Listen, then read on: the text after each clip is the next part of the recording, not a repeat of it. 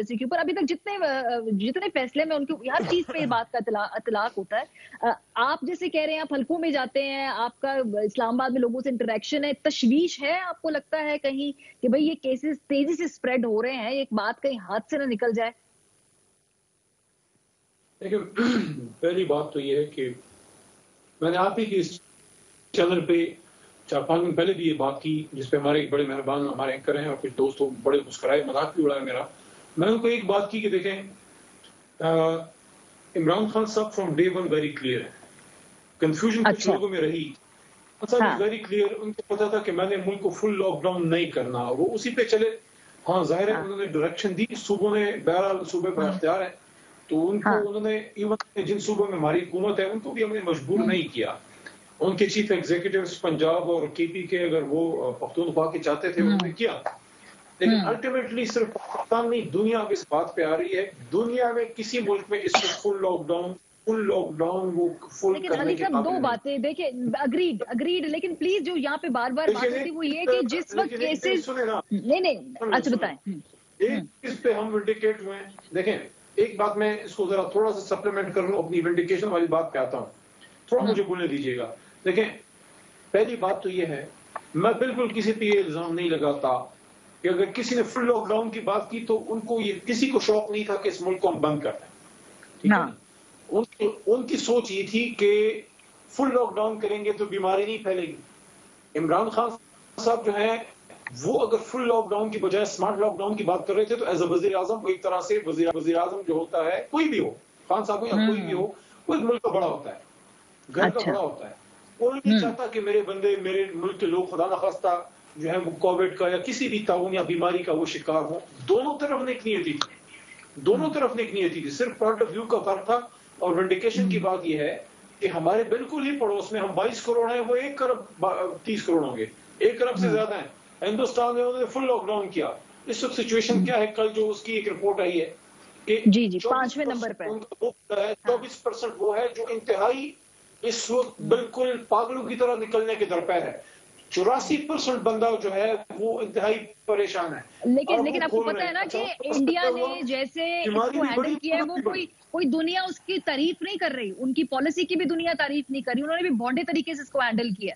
सो मैं बात कर रही हूँ, फोकस क्यों उधर नहीं करते कि भाई जिन ममालिक ने अच्छे तरीके से उन्हें हैंडल किया, उनको उनकी तरफ क्यों नहीं देखते? भारत के अंदर से तो खुद आवाजें उठ रही हैं कि आपने गलत हैंडल किया। मैं एक बात कर पाऊँ, अगर आप मुझे इजाजत दें। देखें, आपकी इस बात से मैं डिसएग्री थोड़ी कर रहा हूँ, मैं आई एम नॉट डिसएग्रीइंग कि अगर आपने लॉकडाउन करना है तो फिर आप उसको हिंदुस्तान से बेहतर कर सकते हैं। पर मैंने आपको बताया कि हमारे वज़ीर आज़म साहब की और हमारी हुकूमत की हमारा ख्याल ये था कि मुल्क मुतहमिल नहीं है लामतनाही लॉकडाउन का।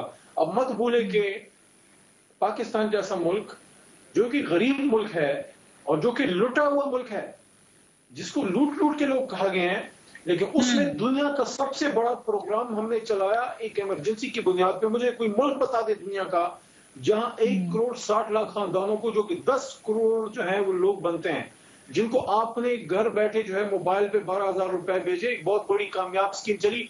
मुझे कहीं से बताएं, डॉक्टर साहबा बैठी हैं और यहाँ पे मलिक साहब भी बैठे हैं, मुझे ये बताएं कहीं आपके पास एग्जांपल है कि अली मोहम्मद ने या मेरी जमात के किसी बंदे ने या इवन इमरान खान साहब ने या जो इंचार्ज ने डॉक्टर सानिया निश्तर ने अपनी मर्जी की जो है 10,000 बंदों को हमने पैसे दिए हों? बिल्कुल क्रिस्टल क्लियर हमने किया है, कोशिश की है। दूसरी चीज ये है कि आप इस चीज को मत भूलें कि this was something which was new, it was an evolving situation. तो इस वक्त बिल्कुल इस बात से मैं एग्री करता हूं कि हम कैपेसिटी बढ़ाने की तरफ हमें जाना चाहिए, हम जा भी रहे हैं, लेकिन ये हकीकत है खुदा ना करे स्पाइक आए, खुदा ना करे स्पाइक आए। सर जी स्पाइक आ चुकी है, सर आ चुकी है, खुदा ना करे की बात नहीं है, स्पाइक आ गई है। 5 गुना और बना दे आप। सर ग्राउंड रियलिटीज ये है कि स्पाइक आ गई है। आपको कराची में, इस्लामाबाद में, लाहौर में जो बड़े शहर हैं, यहाँ पे वेंटिलेटर या बेड नहीं मिलता। अगर ये स्पाइक नहीं है तो अल्लाह रहम करे, इससे आगे स्पाइक क्या? एक सवाल मेरे से लेते जाएं, उसका जवाब मैं डॉक्टर साहब से जरूर चाहूंगा, क्योंकि मलिक साहब की तो इस वक्त 4 सूबों में हुकूमत नहीं है। हाँ, गिलगित और एजेके में है, लेकिन डॉक्टर साहब की सिंध में है।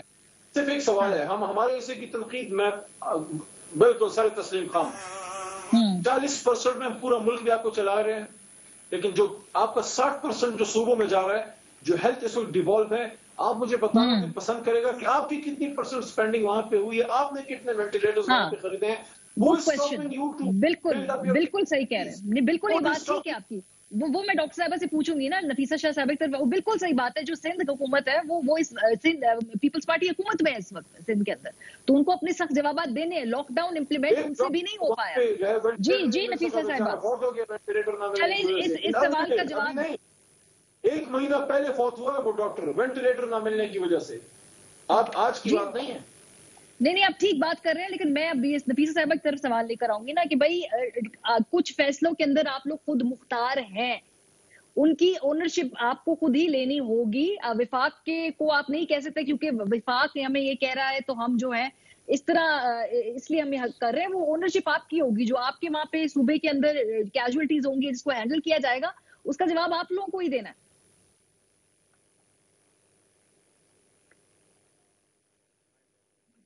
जी कोशिश हमारी नफीसा साहिबा से हमारा राब्ता हो जाए।